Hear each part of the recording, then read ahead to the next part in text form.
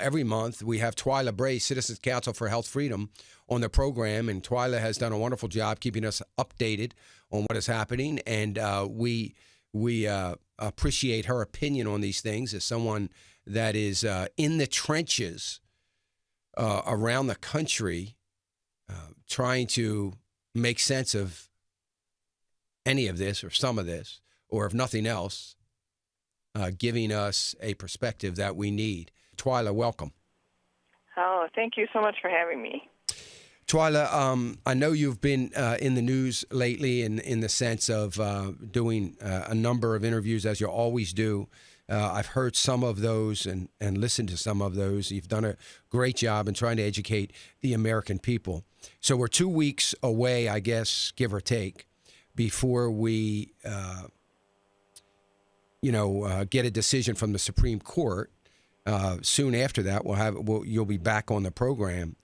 But it seems to me that President Obama has decided to, in his never-ending search to blame somebody for everything that he does, blaming the Supreme Court, really, or at least setting up the Supreme Court for being blamed for anything that happens that will be perceived as negative in his eyes with Obamacare. Is that pretty accurate? I think that's true. I think he's done several things to prepare for the Supreme Court ruling against him, and one of those things is to try to put the blame onto the Supreme Court, saying something like, I think really challenging their intelligence, saying that this was something that should never even been taken up, as though he could make such a challenge to them, because they, as the court, are an independent body. They're supposed to be part of the balancing test between the executive branch, the legislative branch, and the judicial, and everyone gets to decide in their branch what they want to do. But the president said, it shouldn't have even been considered. So, yeah, I think he's done plenty of things, and one of them is to just start the blame game, because he knows that if the Supreme Court rules against him, there are 6.5 million people that his administration gave subsidies to that they were not supposed to give subsidies to. And it's not like they didn't know, because in the proposed rule before it was done and in the final rule before it was done, the IRS wrote comments. I don't have them in front of me, but essentially saying, we understand that there's a variety of opinions on this, but we're going to do it this way anyway.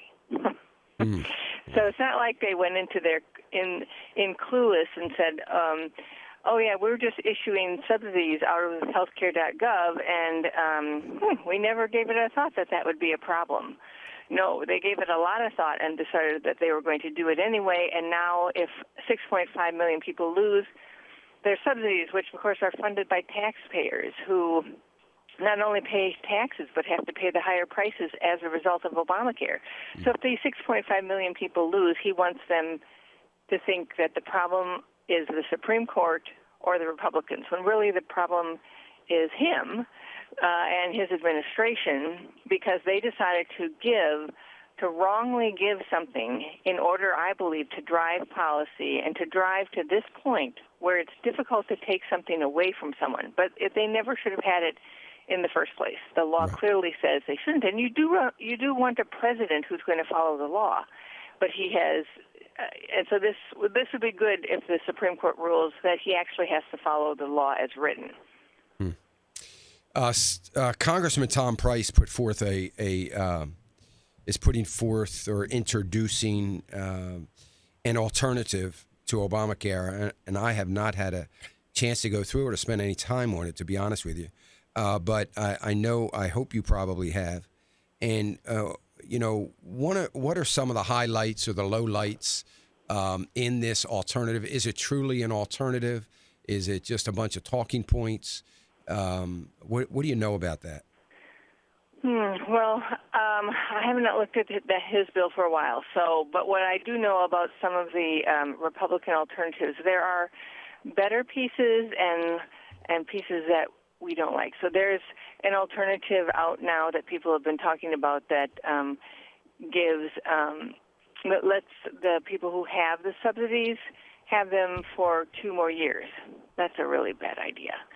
It's a really bad idea because the subsidies are not a small thing.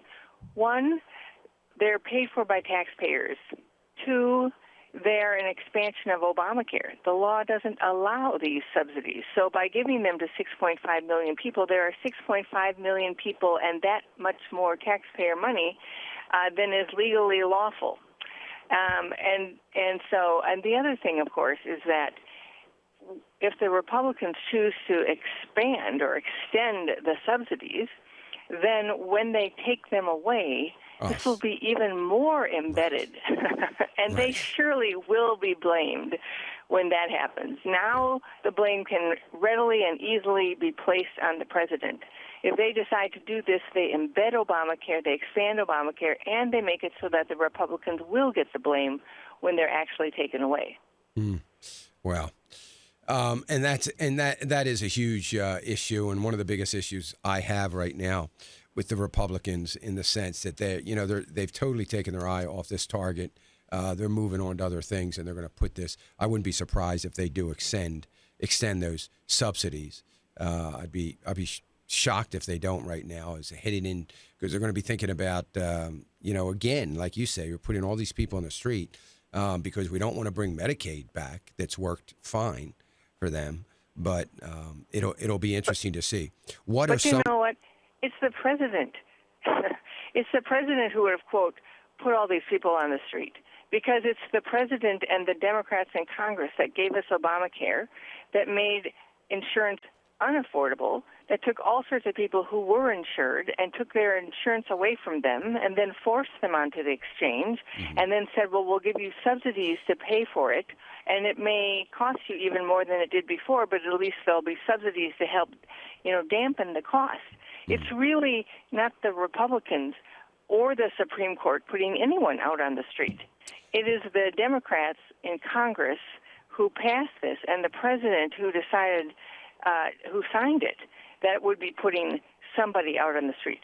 And it's, it's almost worse than that in saying that Obamacare moves the entire health care system away from charity and charitability. So not only have the prices gone higher, now the whole idea of the healthcare system being a charitable endeavor to help people in need is going away. That's putting, if you want to talk about putting more people on the streets, that's one of the ways that that's done. Our entire system was based on the fact that, yes, the majority of people would try to pay. Yes, it would be catastrophic coverage. The prices would be affordable, for the minor and routine things. Some people would never be able to afford anything, and so they would need charity. Charitability was baked into the system. There was always a charitable impulse. All of that is being driven out by Obamacare. So there's no Republicans or the Supreme Court putting anybody out on the street. The entire system has changed as a result of Obamacare, making it more difficult for anyone to be insured, even those who were happily and readily and easily insured before the law. So I think it's just, we just have to be clear. These 6.5 million people aren't being put out on the street. 2, they can still have coverage. 3, they would now have a qualifying life event, which would mean they could change the coverage that they had to something cheaper. They might even be able to get the catastrophic coverage that's not available to anyone under the age of 30, but that President Obama extended when people were starting to lose their employer-sponsored coverage. And then last of all, in the 37 states that don't have a state exchange, they would be free from Obama's mandates and penalties, which means that these 6.5 million people, many of them who probably purchased it because of the mandate, wouldn't have to, and wouldn't be fined. So, it's really important for the Republicans not to, quote, fix Obamacare, because they're only making it worse. Well, and the fact of the matter is, and by the way, this is me saying this, not Twila, we have an incredible inept group of GOP strategists that probably need that are living somewhere in 1975, that have allowed the Democrats to set the agenda for everything Republicans do. They will continue to allow Democrats to set the agenda. And frankly, most Republicans are going to fall right into lockstep with the agenda. So you are 100% right. We should not allow it. It shouldn't happen. It would be strategically a horrible thing for Republicans to do. But I have no faith, unfortunately. I've lost all confidence and faith in their ability to dare put the blame squarely on the shoulders of the president where it belongs. Because for some reason, the strategists in the GOP have totally missed that part of any kind of strategy. And again, we continue to let Democrats set the agenda. It's a huge, huge issue, and battling this now with the trade bill. And it's amazing, but you're absolutely right. And it's hard not to be extremely discouraged when we look at what is going on, or I shouldn't say what's going on, what isn't going on with Obamacare. So what we had was this great encouragement last November, so we thought, based on the lovely talking points that the Republicans that were reelected or elected talked about. And here we sit with nothing happening. It's very discouraging. And I don't suspect that, this issue will be any different than any other issue until the leadership in the Republican Party changes dramatically.